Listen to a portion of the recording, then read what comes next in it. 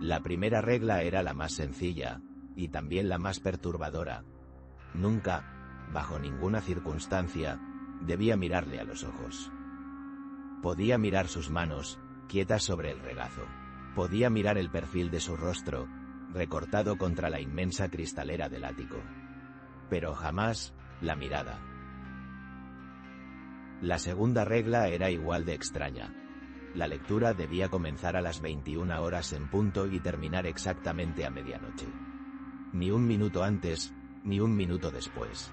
La tercera, y quizá la más desconcertante, era que si durante la lectura él hacía algún ruido, un carraspeo, un suspiro, un simple murmullo, yo debía detenerme, cerrar el libro y esperar en completo silencio a que su mayordomo, Ismael, entrara en la sala para indicarme que podía continuar. Nunca me dijo qué pasaría si no cumplía. No hizo falta. Ahora, pensadlo bien. ¿Qué habríais hecho vosotros? Tenía 23 años, la carrera recién terminada y una necesidad de dinero que me ahogaba.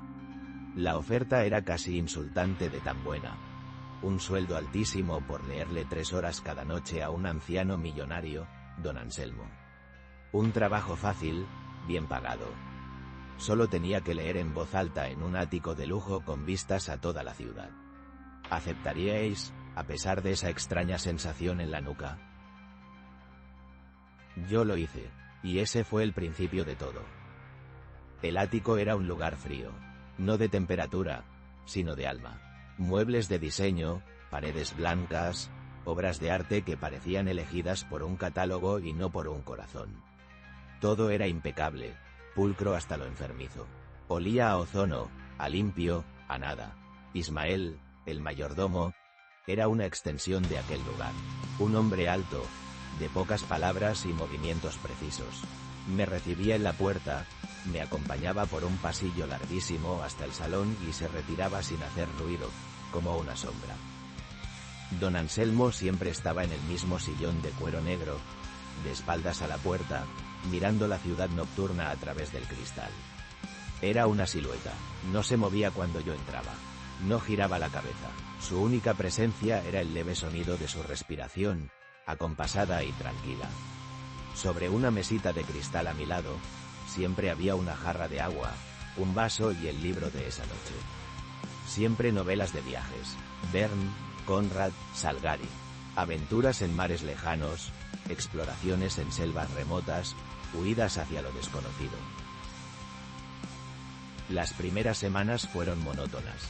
Mi voz llenaba aquel silencio sepulcral, narrando tormentas en el Cabo de Hornos y tesoros en islas perdidas. Don Anselmo permanecía inmóvil. A veces, cuando la luz de un relámpago lejano iluminaba la estancia, veía el brillo de su pelo blanco y la piel casi traslúcida de su nuca. Parecía una estatua tallada en cera. Me acostumbré a la rutina, al dinero fácil, al silencio de Ismael y a la quietud del anciano. Empecé a pensar que simplemente era un excéntrico, un hombre solitario con manías de rico. Pero una noche, todo cambió. Leía un pasaje de Stevenson, uno sobre un vigía en un faro en medio de una tempestad. Mi voz describía el viento aullando, las olas rompiendo contra las rocas con la furia de un dios antiguo. Y entonces, lo oí. Fue un sonido muy bajo, casi imperceptible. Un quejido ahogado. Venía del sillón. Me detuve en seco, con el corazón martilleando en mi pecho. Recordé la tercera regla. Cerré el libro con suavidad y esperé.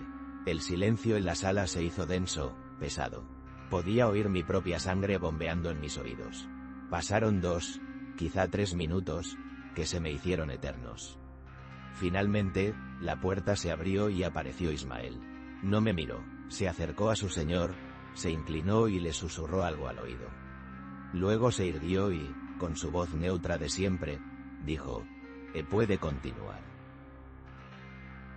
Aquello se repitió varias veces en las noches siguientes. Siempre con el mismo tipo de pasajes. Descripciones de aislamiento, de tormentas, de lugares remotos donde la civilización era solo un recuerdo. El sonido que emitía don Anselmo no era de dolor, ni de placer. Era un sonido de angustia. como si mis palabras removieran algo profundo y oscuro dentro de él. Empecé a sentir que mi trabajo no era entretenerle. Era otra cosa, una especie de terapia extraña, o quizá, un exorcismo. La curiosidad, esa carcoma del alma, empezó a roerme. ¿Quién era don Anselmo? Busqué su nombre en internet, en antiguas hemerotecas. No había mucho. Un empresario de éxito que hizo su fortuna en el sector naviero y que se había retirado de la vida pública hacía décadas. Ninguna foto reciente, ninguna entrevista. Era un fantasma con dinero. Una noche, la curiosidad me venció. Llegué unos 15 minutos antes de mi hora. Ismael todavía no estaba en la puerta para recibirme. La encontré entreabierta y, en un impulso estúpido, entré. El pasillo estaba en penumbra. Avancé de puntillas, sintiéndome un intruso, un ladrón. Al llegar al salón, me asomé con cuidado. Don Anselmo no estaba en su sillón. En su lugar, de pie frente a la cristalera, estaba Ismael. Miraba la ciudad, y hablaba solo, o eso creía al principio. Ya falta poco, decía en un susurro. Otra noche más. Hay que aguantar. Usted sabe que es necesario. Esperó, como si escuchara una respuesta que yo no podía oír. Luego asintió. Sí, lo sé, pero el muchacho lee bien. Su voz le calma. Es mejor que las grabaciones. Me retiré de allí sin hacer ruido, con un escalofrío recorriéndome la espalda. ¿Grabaciones? ¿Calmarle de qué? ¿Y con quién demonios hablaba Ismael? Me escondí en el rellano de la escalera de servicio hasta que se hicieron las 21 horas en punto y volví a llamar al timbre. Ismael me abrió con su impasibilidad habitual, como si nada. Esa noche, el libro era Hal Isla del Tesoro. Pero yo ya no leía sobre piratas y mapas. Leía para un hombre que luchaba contra una tormenta interior, una que yo no podía ver. La atmósfera en el ático se fue enrareciendo. Empecé a notar cosas. A veces, mientras leía, sentía un frío anómalo, una corriente de aire helado que no venía de ninguna parte. Otras veces, por el rabillo del ojo, me parecía ver un movimiento en el reflejo de la cristalera. Una sombra detrás de mí, que desaparecía en cuanto giraba la cabeza. Y luego estaba el olor. Un olor sutil, salobre, como a marisma y a madera mojada, que aparecía y desaparecía sin explicación en aquel ambiente esterilizado. Se lo comenté a mi novia de entonces, a Laura. Se rió de mí. Me dijo que estaba sugestionado, que el ambiente tétrico y las novelas de aventuras me estaban afectando. Quizá tenía razón. Intenté convencerme de ello, pero el miedo es irracional. Es un inquilino que no paga alquiler y que, una vez se instala, es muy difícil de desalojar. El punto de no retorno llegó una noche de noviembre. Llovía a cántaros. La ciudad era un borrón de luces tras una cortina de agua. El libro de esa noche era distinto. No era una novela, era un cuaderno de bitácora de aspecto antiguo, con tapas de cuero oscuro y sin título. Ismael lo dejó en la mesita y me dijo, con un matiz casi imperceptible de advertencia en su voz: esta noche, lea esto. Y, por favor, no se detenga. Pase lo que pase, no se detenga. Aquella fue la primera vez que me dio una instrucción diferente. Mi corazón se aceleró. Abrí el cuaderno. La caligrafía era apretada, nerviosa. No era un diario de a bordo de un gran velero, sino el registro de un farero. Un tal Javier, fechado en 1962. El lugar: un islote perdido llamado Isla Negra. Comencé a leer. La voz de Javier, a través de la mía, llenó la sala.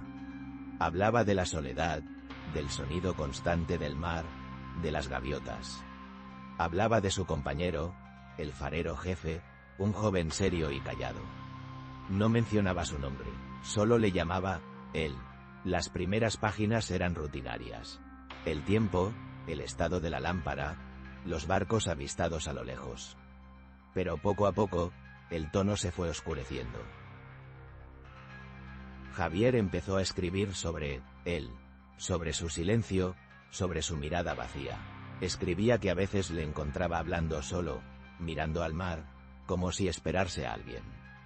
Escribía sobre ruidos extraños por la noche, golpes en la puerta del faro, cuando estaban a kilómetros de cualquier tierra habitada. Él dice que es el viento, leí en voz alta, pero el viento no llama a la puerta con los nudillos. Mientras leía, noté que la respiración de don Anselmo se volvía agitada. Oí el crujido del cuero de su sillón, como si se estuviera revolviendo. Pero recordé la orden de Ismael: ando se detenga, y no me detuve. La bitácora narraba la llegada de una gran tormenta, la peor en 50 años, según las comunicaciones por radio antes de que se cortaran. Javier describía el faro temblando, las olas gigantes barriendo la base de la torre. Y entonces, en medio de la tormenta, los golpes en la puerta volvieron. Pero esta vez, eran frenéticos, desesperados, acompañados por una voz que gritaba, apenas audible por encima del rugido del viento. Es él, leí, mi propia voz temblando. Es la voz del hombre del naufragio, el que no pudimos salvar hace un mes. Ha vuelto, está en la puerta, mi compañero ha atrancado la entrada. Dice que los muertos deben quedarse fuera. Dice que si le abrimos, nos llevará con él. Pero yo le oigo, está suplicando, tiene frío. En ese momento, un gemido gutural, inhumano, brotó de la garganta de don Anselmo. Un sonido de agonía pura. Me quedé helado, con el libro en las manos. Quería parar, quería salir corriendo de allí. Pero la mirada de Ismael, que había aparecido en el umbral de la puerta sin que yo le oyera llegar, me paralizó. Su rostro, normalmente inexpresivo, era una máscara de tensión. Me hizo un gesto casi imperceptible con la cabeza. Sigue. Tragué saliva y continué con la última página. Los golpes han cesado. Solo se oye el viento. Mi compañero está sentado en un rincón, con la cabeza entre las manos. No ha dicho una palabra en horas. Yo sigo oyendo la voz, pero ya no suplica. Ahora susurra mi nombre desde el otro lado de la puerta. A veces, creo que está aquí dentro conmigo. A veces, cuando miro a mi compañero, cuando le miro a los ojos, le veo a él, veo al ahogado. Silencio. La última palabra quedó flotando en el aire. La lluvia golpeaba la cristalera. Y entonces, don Anselmo empezó a hablar, con una voz rota, vieja, que no parecía suya. Yo no quería, susurró.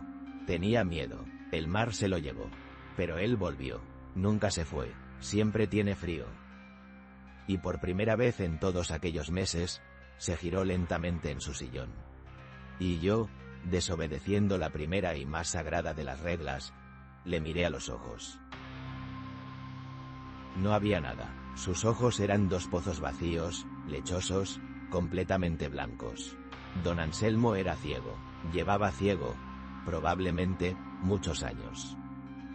El terror que sentí en ese instante no era por él. Era por lo que comprendí. Él no podía verme. Las reglas no eran para protegerle a él de mi mirada. Eran para protegerme a mí. Para que yo no viera lo que sus ojos ya no podían ver. Para que no viera al otro habitante de aquella sala, al que se sentaba a su lado, al que me observaba leer cada noche desde la oscuridad, al que se manifestaba con el olor a sal, con el frío repentino, con las sombras en el cristal. El farero leía para mantener a raya al ahogado, para darle una voz que no fuera la del viento y la súplica. Me levanté de un salto, tirando el cuaderno al suelo. Salí de allí corriendo, sin mirar atrás. Pasé junto a Ismael, que no hizo nada por detenerme.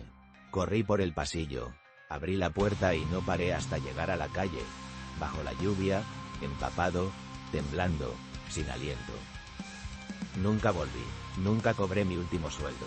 No quise saber nada más. A veces, en noches de tormenta, creo oír unos golpes suaves en mi ventana. Y me pregunto si el ahogado, cansado de esperar en aquel ático, ha venido a buscar un nuevo lector. El verdadero terror, muchachos, no siempre vive en las casas viejas o en los cementerios. A veces, se sienta en un sillón de cuero en un ático de lujo, escuchando historias para olvidar la suya.